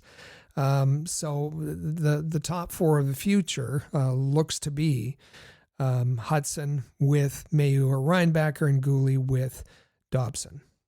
And when Dobson did his media availability, he talked a little bit about what kind of player he sees himself as. Yeah, I think I've been able to produce offensively and have great offensive seasons, and but I think that's not what I only want to be known for. I want to be a complete D-man. I can play in all situations. Defend well with my hockey sense, my skating, good stick detail. So that's something that maybe can get overlooked with the offensive production. But I want to be known to play in a 200-foot game and be reliable in all three zones. So I'm excited to continue to work on my game and keep evolving, but just excited to bring what I can to help the team each night, and obviously win a lot of hockey games. he does have things to work on in his game. He's never going to be a physical player. That's just not part of his game. But his one-on-one defense could use some help, and Stéphane Robidas will be certainly helping him to grow his game. And there were reasons that that he was made available. He was an upcoming RFA with the Islanders. Apparently, the Islanders didn't like the agent brought a first ask for a new contract, which was $11 million a year. That didn't set the right tone on Long Island. So they were upset about that. And RDS has reported that there was no love lost between Patrick Roy, the head coach on the island, and Noah Dobson. So this was, and Noah Dobson was asked, and he said this was something that was a mutual decision, that he was looking to leave the team was looking to divorce him, so he was on the trading block. No, we don't know why he didn't get along so well with Patrick Roy, if that is indeed true. But this is a player who he's an elite puck moving defenseman. But he's not an immediate Norris quality player, and his contract negotiations ended up, we said, highest on the team, 9.5. But what does this mean for a potential Norris candidate like Lena Hudson, who is going to be obviously now asking for north of $9.5 million? One thing that is kind of can be said for certain is the level of excitement that Noah Dobson displayed in his press conference, in his Zoom call, about coming to Montreal. I think it's people love their hockey in this market. They're passionate, and the pressure that comes with that is a privilege. It's an honor to wear the Montreal Canadiens sweater, and you got to take that. You can't take that for granted. But yeah, I'm looking forward to. There'll be no more pressure than the pressure I put on myself to be the best player possible, and each day trying to improve your game and be as good as you can be, and make the fans proud, because it's such a great fan base. The atmosphere at the Bell Center, there's nothing quite like it, and I know from my first seasons in the NHL, it's always my favorite road game in the league is when we come to the Bell Center. So I'm looking forward to the first time stepping on the ice there with the Montreal Canadiens sweater, and just trying to feed off the energy and passion from the fans, because it's truly an honor and privilege to play for the Montreal Canadiens. Great answer. Yeah. He knows what it means to play for the Montreal Canadiens.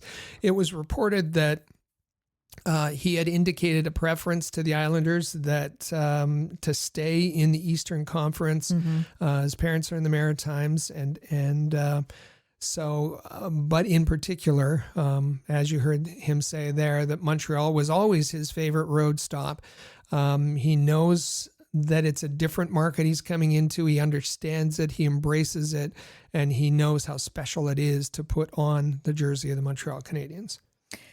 So what does the general manager think, since he's the one that orchestrated this deal? And he was asked about Dobson's capabilities, something Rick just was speaking about a few moments ago, talking about, yes, the offense is there, but what about the defensive side of Dobson's game?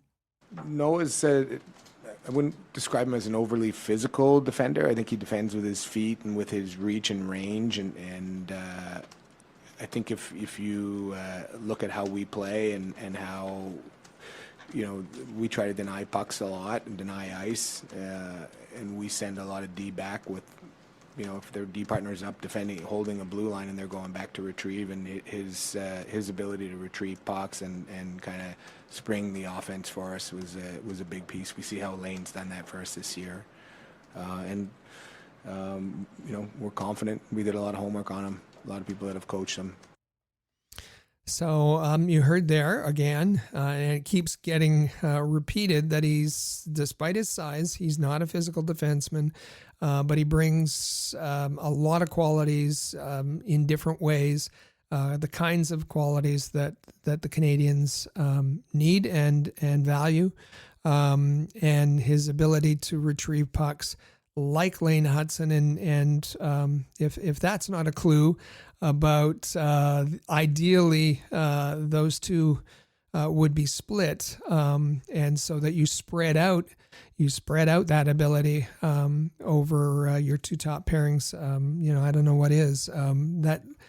Maybe I'm reading too much into it, but I think that the Canadiens would be well served to to have those two excellent defensemen on different pairings. And so that begs the question of what role will Noah Dobson play on the Canadiens roster? And someone posed that question to Kent Hughes. I may have my own ideas, but they're probably not as relevant as Marty's once you get behind the bench. So I wouldn't want to kind of speak for him. But obviously, we gave up a lot and signed him for significant money, so we're expecting him to play a pretty big role for us. So I don't really want to say for Marty, but Marty, we spent everything on him. Yeah, in terms of 2 first-round picks and a player that we like a lot in Heineman, and we gave him an 8-year contract for a boatload of money. Yeah. So kind of the signal is we don't see Mike Matheson playing the 24 and 25 minutes a game. It's likely going to be the Lane Hudsons and the Noah Dobsons, which begs what role is there now for Mike Matheson? And frankly, I don't see any, because the Canadiens have, again, you have one. If Arber Xhekaj is not in the lineup, you have one defenseman who plays with a physical edge, and that's Caden Gooley.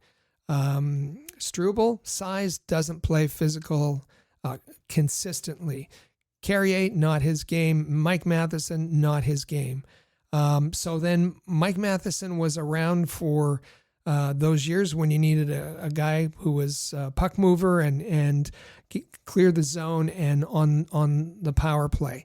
Now you've got Lane Hudson and Noah Dobson, who can both quarterback a power play. Mike Matheson, I know he took on some of the penalty killing last season, but and if Mike Matheson's offensive numbers are going down as they plummeted last year, and if he's not playing those big minutes, then why is he being paid such a big contract? And there's only one more year left on that contract. And I think for Montreal Canadiens fans, they have to realize that, and we've said this throughout the rebuild, there are players on this team that are placeholders until the prospects were ready, until the core starts to gel, until the young players start to take over the team. There were placeholders. Mike Matheson, a placeholder. Sam Montembeault, a placeholder. Carrier, a placeholder. And you look at the folks on the forward line, whether it be Gallagher or Armia or Josh Anderson or Dvorak, a perfect example of a placeholder, that fans develop attachments to these players, but it's going to be time at some point for them to move on, where they can have some value to other teams, but it's time to move this rebuild into team building, into a new phase, and turn over the keys to the players who are going to be making this team a perennial competitor, as Jeff Gorton so often says is the goal. So I don't see a role for Mike Matheson, and I know a lot of people are trying to usher Mailloux out of town in a trade. I don't. This signals to me that the Canadiens have not yet made their minds up about Reinbacher and Mailloux, and we heard Kent Hughes say that we think maybe our younger right shot defenseman, and he could be talking about Ingstrom here, needs some more time in the American Hockey League. That could be because we heard Reinbacher say he's not quite at 100%. A little bit more learning of the reads for Mailloux, much more experience for Ingstrom, and maybe that inability to make the decisions on the future of their young players was another reason why they went out and got the talent of the level like Noah Dobson. And that's not to say that, as I said, Reinbacher could fit in quite nicely with Hudson. Mailloux could fit in quite nicely to the NHL defense and has unique attributes that nobody else has. His physicality, his meanness, his incredible shot, which the Canadiens don't have right now. So this is something in the works. But I think we're probably going to see, and I could be wrong, but I see a Matheson moved before we see a Mailloux or Reinbacher moved. I would hope that you're right. I would definitely be for that. And I think makes us even more eager to get to September, to get to training camp, to see how all of this is going to fall into place. And absolutely very eager to see what Noah Dobson brings to the Montreal Canadiens this coming season. And so our Canadiens Connection question of the week this week, with Kent Hughes still in search of top six talent, he's now brought in a big piece for the back end, but that still leaves that big want of a top six talented player. Which player would you target at this point to add through trade or free agency this summer? I'll say that again. With Kent Hughes still in search of a top six talent, which player would you target to add through a trade or free agency this summer? Drop us your response either in the comment section on our YouTube channel, which you can find at InsideTheCanadiens.com. Send us a reply or a DM on social media. That's at Habs Connection, Twitter, Facebook, Instagram. Or you can send us a message directly on our Rocket Sports text line. That is 585-3-ROCKET. Again, that's 585-3-ROCKET. Let us know which top six type of player you would want Kent Hughes to target through trade or free agency this summer. We'll be selecting your best responses to read next week on the show, so get your answers in early and often. And in fact, we are going to take another break here on the Canadiens Connection podcast. And when we come back, we do have a couple of great responses from last week's question of the week that we want to share with you. So don't go anywhere. We'll be back just after this. If you're a business owner looking for the perfect platform to reach a targeted audience of customers, Rocket Sports Media is the solution. Our global hockey community provides unmatched social media reach to an attentive demographic of sports and entertainment fans. We can provide visibility to your company, helping you to engage and leverage this prime group of potential clientele. Drop us an email at hello@rocketsportsmedia.com for further details and information regarding this unique marketing opportunity.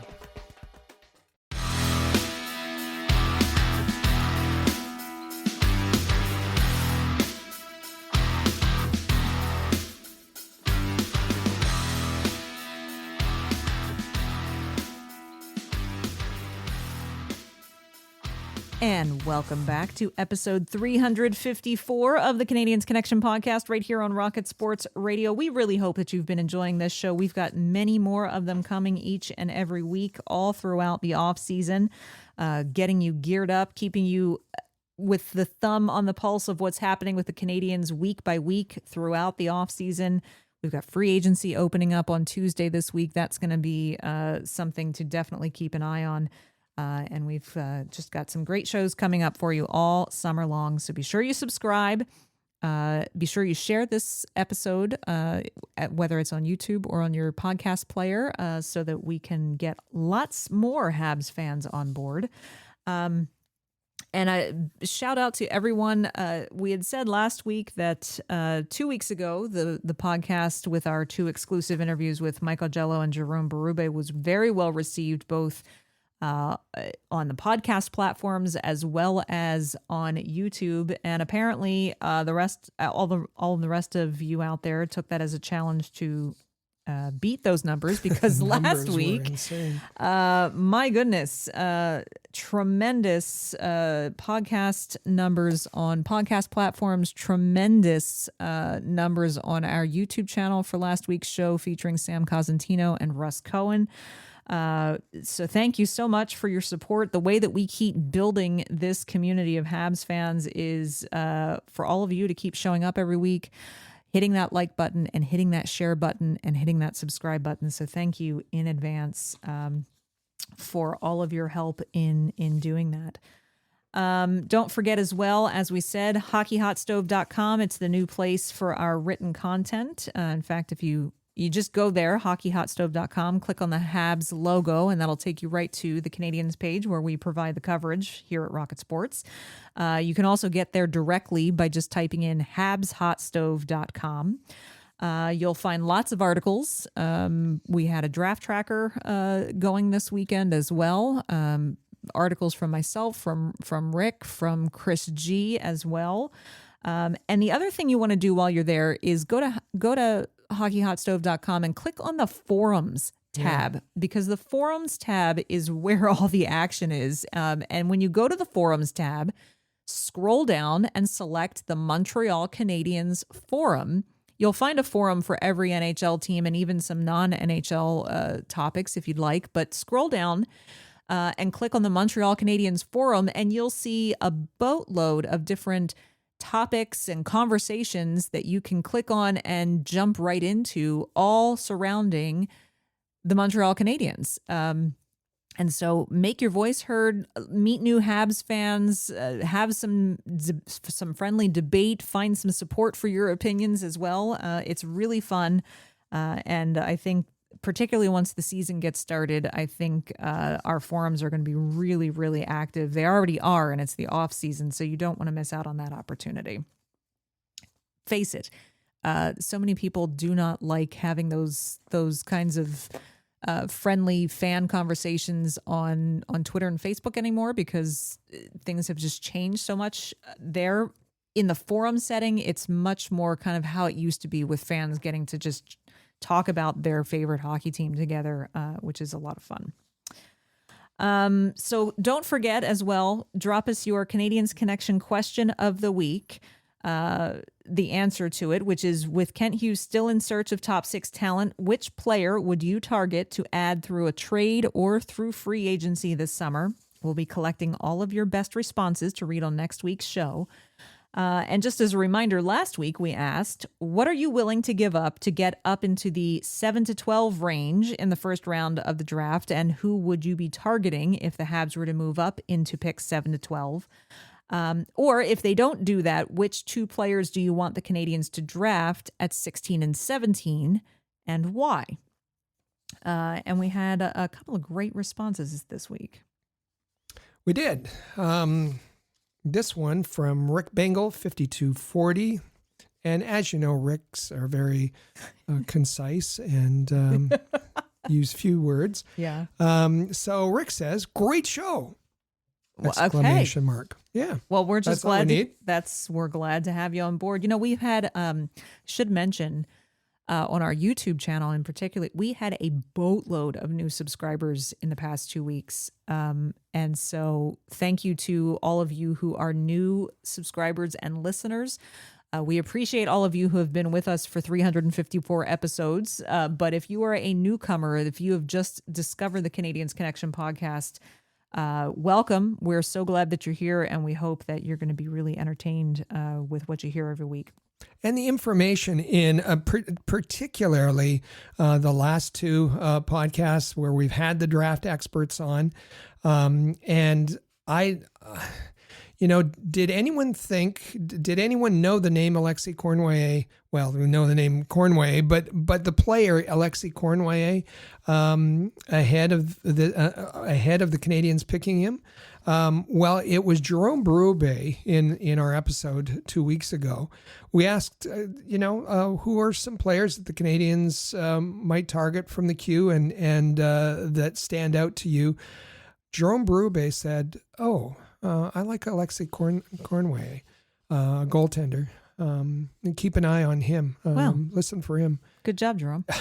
and that wasn't the only that wasn't the only one, but a really good example. So, if you want the information first, if you want to listen to experts, if you want to get into the conversation about offering your opinion, Canadiens Connection is the place to be. And we have another exclusive interview coming up, possibly next week on the show, within the next 2 weeks, who's a prospect expert who's going to kind of help break down how good these prospects were for the Canadiens that they did choose in the draft. So be on the lookout for that episode. Not telling you who it is. Not going to tell you who it is. Got to come back to find out.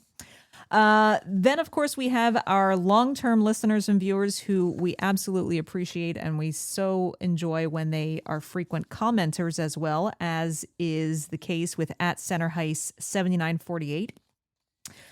He says, great show. My choice was the way I hoped Habs would trade both firsts for a young established NHL player. So I ended up happy with our trade. I loved Haig, but he was a left-sided D-man, so I hoped out of the names being rumored, I wanted Dobson more so. Filled right-sided man, which we need, so happy with the outcome. However, I didn't want us to lose Heineman. However, I can see why the Islanders probably demanded him in that deal. Next, great, we solved our second problem. Now can we actually solve our biggest issue, a top 6 center, or at least a top 6 player? So I expect more than just this, but I preferred established NHL talent over the draft picks this draft. Too many shots in the dark after the top 10 in the draft. Plus, we need someone already established to move us in a forward direction. Great show. And great comment. Thank you very much, Center Heist. Thank you. We are looking forward to hearing what all of you have to say about this week's question of the week. And in the midst of all that, yes, I always say to this, I say every year, I'm so sorry, Canada, that free agency happens on your big midsummer holiday on Canada Day. I know. So enjoy Canada Day on July 1st. Happy Canada Day to all of our Canadian listeners and viewers. Happy Independence Day, happening on Friday, July 4th for all of our American listeners and viewers. Hoping you all enjoy your holiday celebrations wherever you are, and that you enjoy free agency, and that you come back again next week for our breakdown of what happens in free agency right here on the Canadiens Connection podcast on Rocket Sports Radio. Click subscribe so you never miss an episode of Canadiens Connection. Follow us on Twitter, Facebook, and Instagram @Rocket Sports.